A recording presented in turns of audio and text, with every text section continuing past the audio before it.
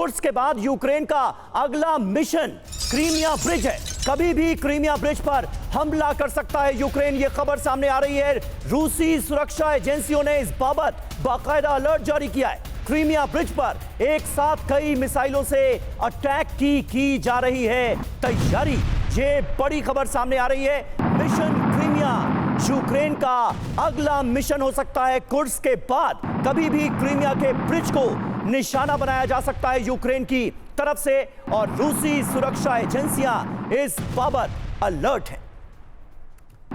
तो ये देखिए, आपको अब 3 तस्वीरें दिखा रहे हैं टीवी 9 भारतवर्ष पर। क्रीमिया ब्रिज पर कब हमला हुआ। 8 अक्टूबर 2022 को निशाना बनाया गया था इसे। क्रीमिया ब्रिज पर रूस की सप्लाई रूट पर चोट पहुंचाने की एक कोशिश थी। 17 जुलाई 2023 को फिर हमला होता है और 12 अगस्त 2023 को भी यूक्रेन ने इसी क्रीमिया ब्रिज को बनाया निशाना।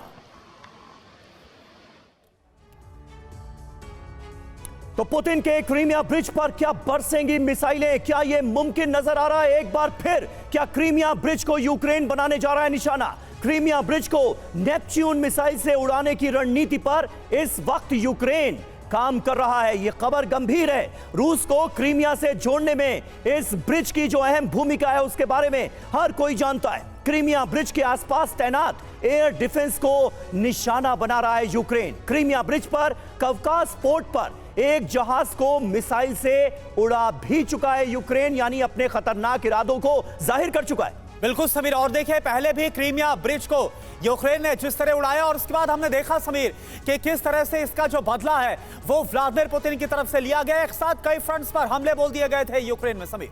जी हां, और अब आपको बताते हैं कि क्रीमिया ब्रिज के जरिए क्या प्लानिंग है। क्रीमिया को पाने का यूक्रेनी प्लान है क्या ये समझिए। क्रीमिया ब्रिज को किसी भी कीमत पर तबाह करना इस वक्त यूक्रेन का प्राइम मोटिव नजर आ रहा है। क्रीमिया में रूसी ठिकानों पर टारगेटेड अटैक करने की तैयारी है। ब्लैक सी में रूसी फोर्स को कमजोर करना इसका अहम मकसद है। क्रीमियाई जनता को बगावत के लिए उकसाना चाहते हैं ज़ेलेंस्की, और उनकी इस प्लानिंग को इसी नजरिए से देखा जाए क्या मनीष? क्रीमिया ब्रिज रूस के मुख्य भूभाग को क्रीमिया से जोड़ता है और वहीं से सभी तरह की रसद आपूर्ति होती है। तो ज़ेलेंस्की का प्लान यह है कि अगर क्रीमिया ब्रिज को उड़ा देते हैं तो उसके बाद क्रीमिया में रसद पहुंचना मुश्किल हो जाएगा, रूस की तरफ से सपोर्ट मिलना मुश्किल हो जाएगा। उसके बाद जो एक रोड का जरिया है जिससे होकर मैं खुद भी होकर आया हूं, खेरसौन से होते हुए, क्योंकि खेरसौन का वो इलाका वॉर जोन में है, वो फ्रंट लाइन के करीब में है, तो वैसी स्थिति में रूस पर प्रेशर बनाया जा सकेगा। ये प्लान है ज़ेलेंस्की का। ज़ेलेंस्की का लंबा सपना भी रहा है कि हम क्रीमिया को अचीव करेंगे।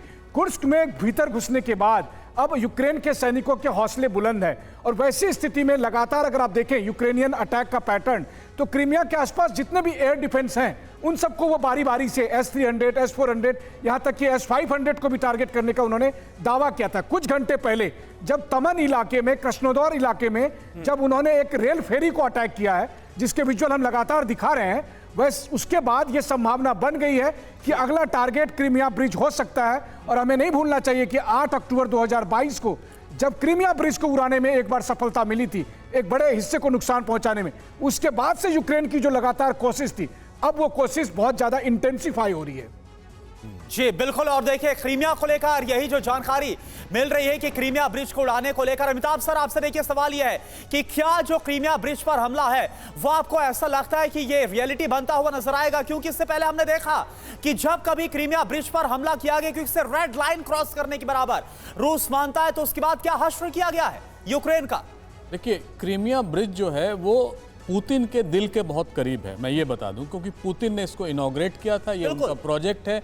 जब पहली बार इसकी शुरुआत हुई तो वो खुद ट्रक चला के मेनलैंड रशिया से क्राइमिया गए थे, तो और उसको उड़ाना एक रेड लाइन था जो अब खत्म हो गया है। लेकिन क्रीमिया ब्रिज पर रूस की भी पूरी नज़र है। उनके जितने एंटी एयरक्राफ्ट मिसाइल्स हैं या जितने भी शस्त्रास्त्र हैं वो उसको डिफेंड करने में लगे हुए हैं।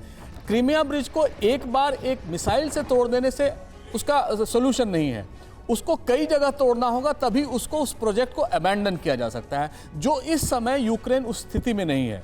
लेकिन सबसे वल्नरेबल जो है, जो रूस की जनता को और पुतिन को आहत पहुंचाएगा, वो क्राइमिया ब्रिज है। जैसा मनीष बता रहे थे कि एक लैंड रूट भी बना है जो उस रास्ते, और इसीलिए बनाया गया था कि क्राइमिया ब्रिज जब तोड़ा जाएगा तो इस रास्ते से रसद या अन्य चीजें पहुंचाई जाएंगी। तो क्राइमिया ब्रिज एक रेड लाइन है जो क्रॉस कर दिया गया है। अब जो होगा वो सचमुच एक भीषण होगा। कुर्स के बाद अगर ऐसा होता है तो ये साइकोलॉजिकली यूक्रेन के लिए एक बड़ी जीत होगी और रूसी जनता को ये लगेगा कि शायद पुतिन अब कंट्रोल में नहीं है। दूसरी बार जब येवगेनी प्रिगोजिन की जो कू अटेम्प्ट हुआ था, उसके बाद दूसरी बार ऐसा लगेगा कि शायद पुतिन अपना कंट्रोल खो रहे हैं। बिल्कुल सही बात है। तो हर कोई तो इस युद्ध को भड़काने की ही कोशिश करता नजर आ रहा है। पूरी दुनिया में इकलौता वाहिद ऐसा मुल्क है भारत जो शांति की बात कर रहा है।